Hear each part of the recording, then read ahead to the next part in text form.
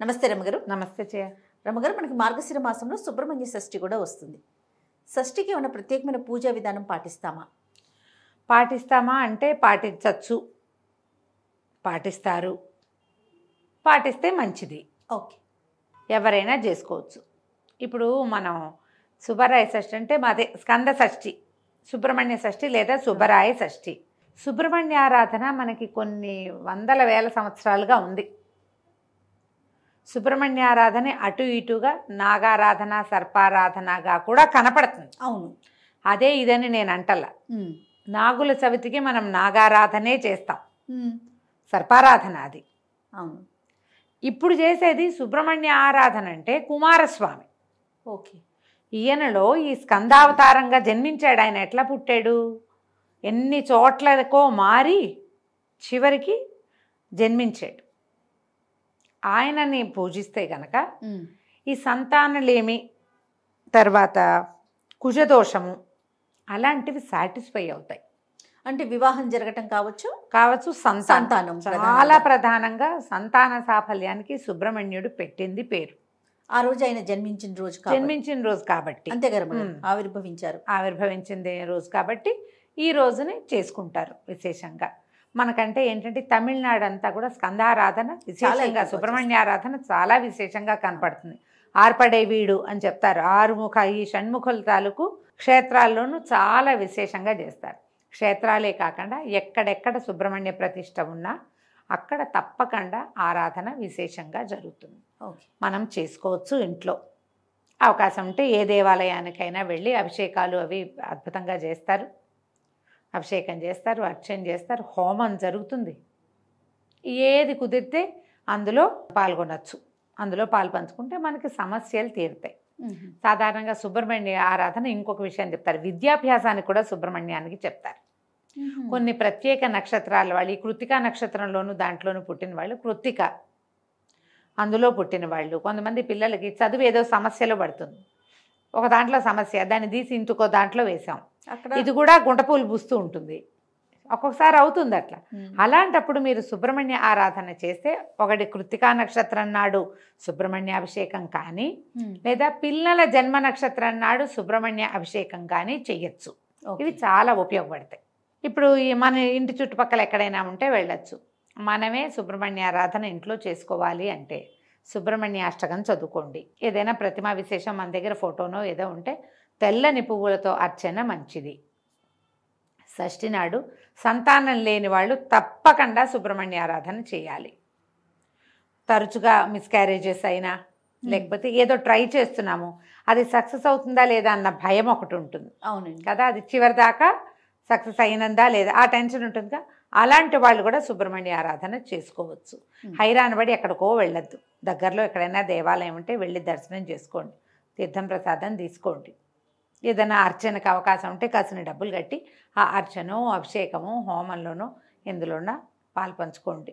అభిషేకాలు వాటిలలో మనం చేసేది ఏముండదు, అభిషేకం చేస్తుంటారు, చూస్తూ ఉంటాం, ప్రసాదం పుచ్చుకోండి, చాలా మంచిది. ఎందుకంటే ఈ సుబ్రహ్మణ్యుడు ప్రత్యేకమైన జన్మ కలిగిన వాడు. వాళ్ళిద్దరు అన్నదమ్ములు కదా, వినాయకుడు, సుబ్రహ్మణ్యుడు.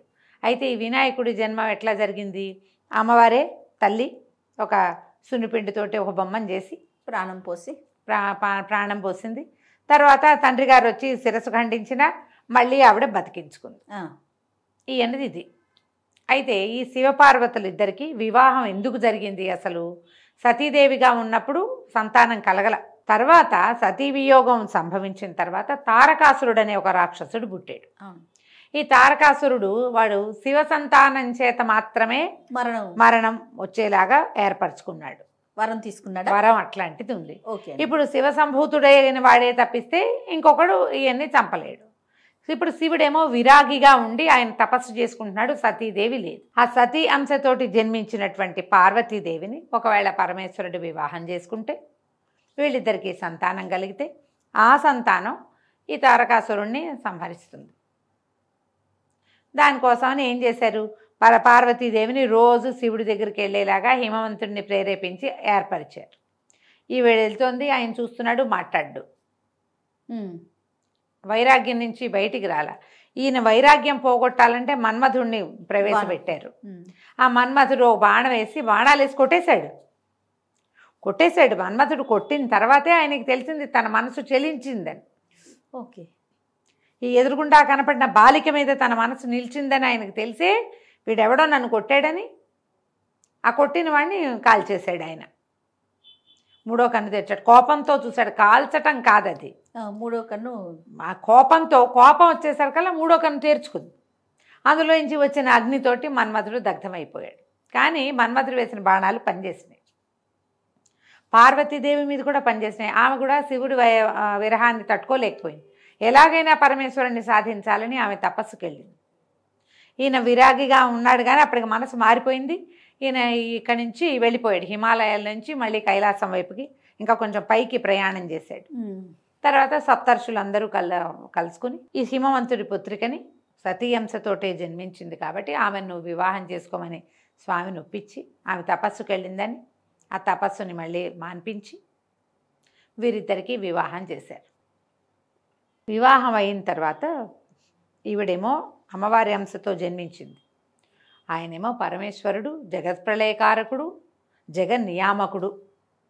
అయితే కొన్ని వందల సంవత్సరాలు భార్యాభర్త క్రీడించినా కూడా సంతాన సాఫల్యం జరగలేదు.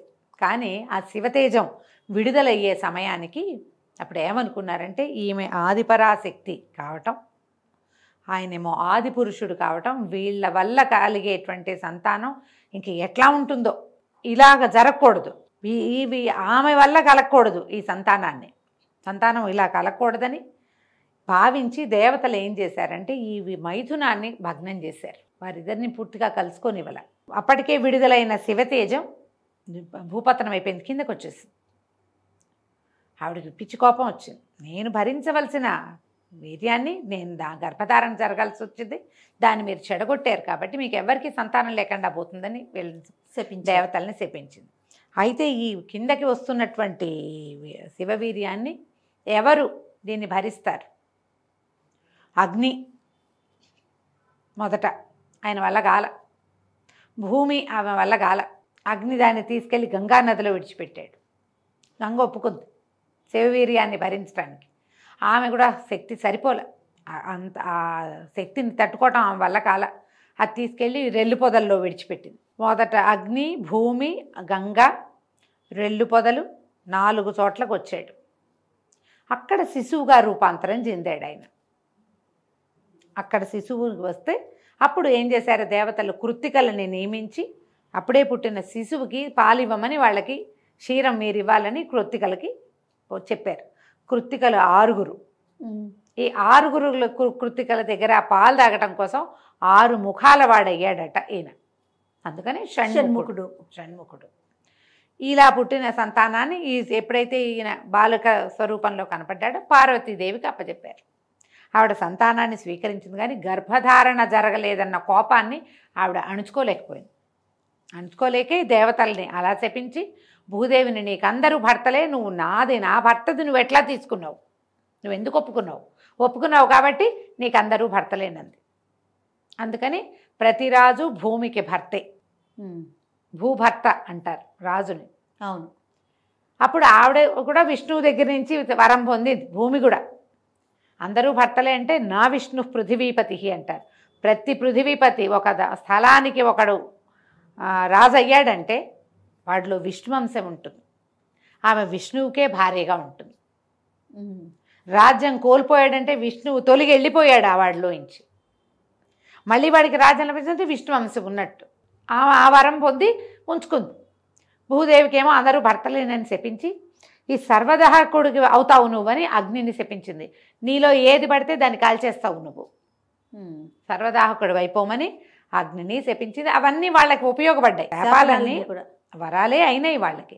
దేవతలకు మాత్రం స్వభార్యల యందు సంతానం లేదు. అక్కడికి వెళ్ళిపోయిన కుమారుడు మళ్ళీ పార్వతీదేవి ఒళ్ళోకి చేరాడు. పిల్లవాడు కొంచెం పెరగంగానే కాస్త పెద్దవాడు అయ్యేసరికి తారకాసుర వధ ఆయనతో చేయించారు. ఇన్ని చోట్ల చ్యుతి పొంది మరింత బలశాలిగా మారాడు సుబ్రహ్మణ్యుడు. అన్ని చోట్ల ఉన్న లక్షణాలని తీసుకున్నాడు. ఒకడు పరమేశ్వర తేజం ప్రధానమైనది, అత్యద్భుతమైంది, బలవత్తరమైనది అయిన పరమేశ్వర తేజం.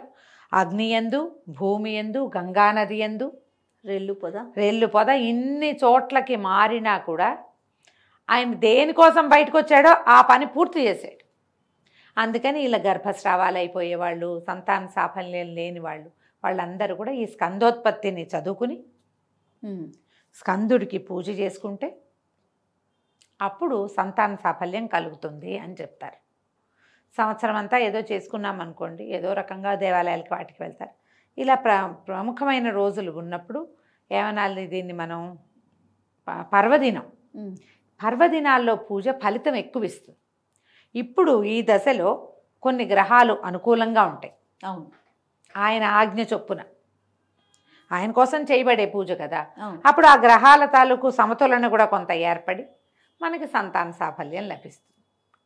కాబట్టి విద్యాభ్యాసం కోసం కానీ సంతానం కోసం కానీ తప్పకుండా సుబ్రహ్మణ్య ఆరాధన చేసుకోవాలి. మేము ఈ అవకాశాన్ని బట్టి చేసుకోండి. తెల్లటి పువ్వులు మంచివి.